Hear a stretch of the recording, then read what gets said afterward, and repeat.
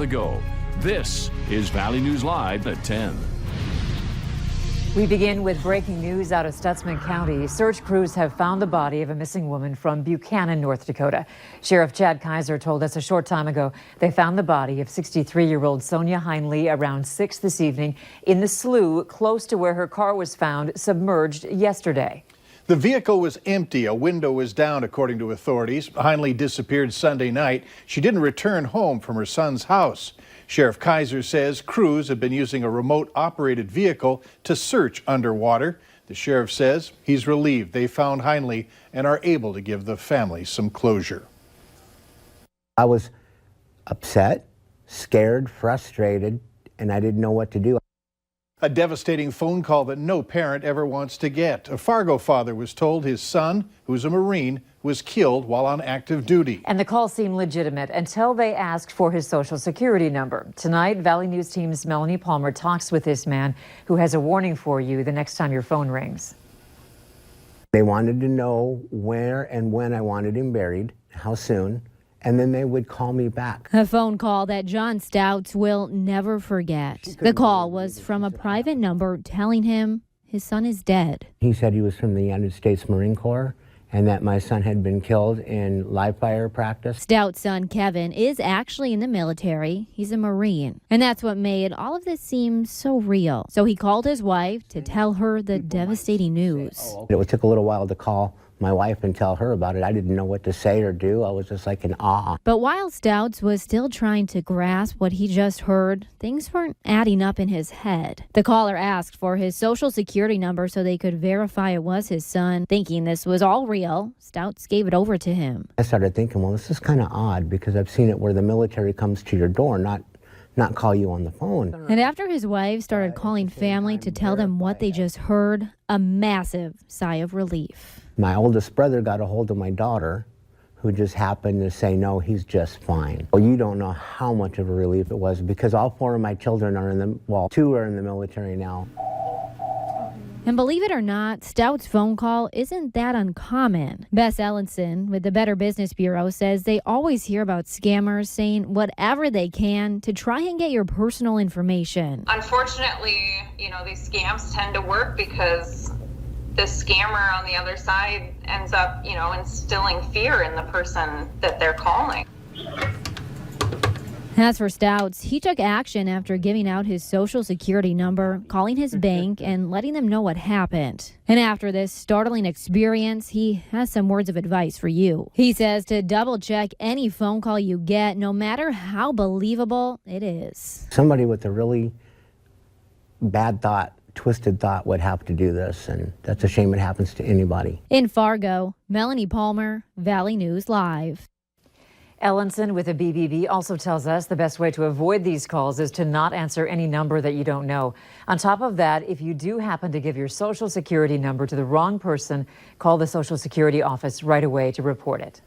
A Devils Lake man is collecting signatures for a petition to recall the Ramsey County State's Attorney. Terry Fuller needs about 1,300 by next year to call for a new election. His 27-year-old son, Daniel, was killed last July by former Devils Lake police officer Brandon Potts. Ramsey County State's Attorney Carrie Agatnas chose not to prosecute Potts. He was later fired and is now suing the city for wrongful termination. But Fuller says Potts should have been charged. There's no justice. It's been just over 17 months since Danny's been murdered. There has not been no justice at all.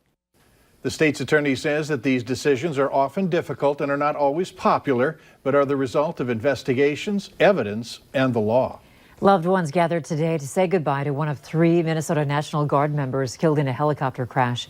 Chief Warrant Officers James Rogers Jr. and Charles Nord and Sergeant Court Plattenberg died when their Black Hawk helicopter crashed in central Minnesota last week. Plattenberg's funeral was this afternoon in Collegeville, Minnesota. His family says they will remember the 28-year-old's love of flying. The helicopter crash happened last Thursday. The 3 guardsmen were on a maintenance test flight from St. Cloud when the helicopter crashed near a farm in Kimball. A team of investigators is working to figure out what went wrong. Difficult times for some MSUM faculty members who have been told that they're losing their jobs. The school's making cutbacks, and it's starting with staff. One of the people impacted contacted our whistleblower hotline to share her concerns. Valley News Team's Courtney Lockey has her story and explains why the cutbacks are being made. Courtney? Andrea, Mike, this professor who didn't want to go on camera said that yesterday, 6 of 10 faculty in leadership and learning were told their contracts won't be renewed at the end of the academic year. The professor says it's a matter of money, that the university has been running into the negatives with its budget and that it's impacting academic affairs. I checked with the school and a spokesperson confirmed what was happening. They didn't want to go on camera, but added that this type of a thing isn't exactly out of the ordinary. Universities across the nation are seeing a decline in enrollment, and that includes MSUM. They say they have a normalized budgeting process where they look at positions coming up for renewal and decide what cutbacks need to be made. In this case, the budget axe appears to be falling on the 6 people from the leadership and learning. The school spokesperson did say nothing will be finalized until the new year. Andrea? All right, Courtney, thank you. A recent article published in the MSUM Advocate indicated enrollment at the school this fall increased for undergraduates and reached a high point in recent years for the graduate enrollment. This story came to us through our whistleblower hotline.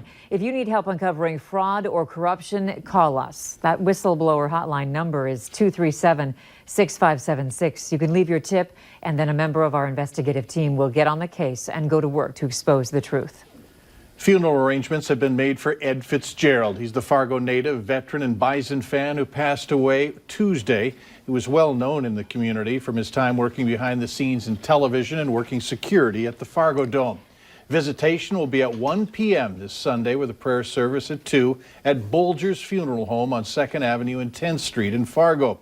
The funeral is Monday at 2 at Holy Cross Catholic Church. The family is asking if you attend either services, wear NDSU or other sports attire. Major League Baseball is updating its drug abuse treatment program. Major League Baseball and the Major League Baseball Players Association announced today they'll start testing for opioids, cocaine, fentanyl, and synthetic THC. Players who test positive will be referred to a treatment board. In addition, natural marijuana is being removed from the list of drugs of abuse and will be treated the same as alcohol. Suspensions for marijuana will also be dropped from the minor league drug program. Players and team staff will have to attend mandatory educational programs in the next 2 years on the dangers of opioid pain medications and practical approaches to marijuana. The next round is coming up for Moorhead business upgrades. The first round covered this summer. Areas in front of the Junkyard and Soul Avenue Kitchen were upgraded with safety in mind. To be considered for the program, these buildings have to be in Moorhead's Renaissance Zone, and the program's forgivable loans must be used to renovate the property's exterior. The deadline for applications is January 30th. A special night at Fargo North High School. That's where their annual Taste of the Season benefit was held to help a student in need. That student is Damian Lozano Johnson. He's in need of a heart transplant. The goal is to raise money in order to help his family pay medical bills. Community is an important thing for him, and because of his illness, sometimes he gets a little isolated, maybe because he's missing school. So I think this is showing him that his friends and his teachers are still behind him. It was a packed house tonight. Around 400 people showed up to see the show. Valley News Live 10 at 10 continues with no wait weather. Quiet weather tonight. In fact, your temperature quite awesome out there. 10 degrees wasn't very awesome about a week ago, but now feeling pretty nice. It's 9 out there. Feels like 9 because we have no wind. Kaput with the wind, the clouds starting to move in. However, take a look at these temperatures. Still near 10 degrees in the Gwinner area, in Wahpeton, Breckenridge as well. 7 for Roseau. 5s in both Baudette and down in Bemidji. 10 degrees as well in Jamestown this hour. Regionally, we even have some 20s in the western Dakotas, central South Dakota in the 20s right now, as some warmer air is pushing our way, and along that boundary with the warm air to the southwest and the cooler air over us, we have some snow developing once again. Now, there is a batch that's in southern Canada and a batch moving through the Bismarck area, pushing in towards western Stutzman County right now. This up here near Minot, fairly light, but where you see the darker blues, that's a little more robust snow moving along the I-94 corridor. This is all traveling off to the east and will be pushing toward the southern Red River Valley.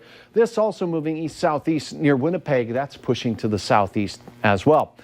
The hour-by-hour forecast, as we take a look at this, I want to do a little analysis with you. First and foremost, the forecast model here showing snow up in Harvey, not near the Bismarck area. So the model's not really picking up too well on what's going on right now as we head into the overnight hours. Just suffice it to say, as we go through the overnight, the snow chances move from the central part of North Dakota into the eastern third of North Dakota, and by daybreak we'll have a chance of some snow in the Red River Valley, and there will be accumulations of snow in parts of eastern North Dakota for that drive. So an inch or so of snow not going to be out of the question for you on your way to work or school in eastern North Dakota. Now watch where this snow goes through the midday hours, as temperatures in the morning will be about where they are right now, near 10 degrees.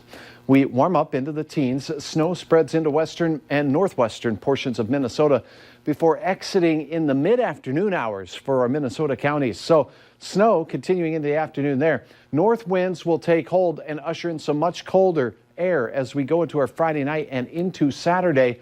But by and large, temperatures again will be fairly pleasant to close out the work week, but there will be some slippery snow first thing in the morning and then into the afternoon hours across Minnesota. How much? Well, a pretty widespread area of a trace to maybe up to 2 inch. We could see isolated areas with a spotty 3-inch report or two, and that'll be pretty much anywhere that'll have this shot at that 1 to 3 inches of snow as we go through the day tomorrow. So in Fargo, 10 degrees to start, a very good chance of morning snow showers here. Those should end around the midday hour as temperatures then boost to near 20 degrees for Fargo, 12 up in Grand Forks, 7 in Langdon, 16 for you in Roseau, and also mid to upper teens in Lakes Country for your Friday afternoon. Who would have guessed it? Oh, there's an owl. Dale capturing this snowy owl on the light out there. Here's a look at your forecast for Saturday. If you're heading out to the bison contest, be ready for some cold temperatures. They will be falling into those single digits below zero for our afternoon. Not too balmy at all. Sunday morning, even colder with temperatures near 20 below. A little warmer with unsettled weather continuing into next week. No big heavy snow systems, though. You're right. We're feeling grateful for anything above zero these days. 10 feels swell. Yeah, it does. Thanks. Yeah.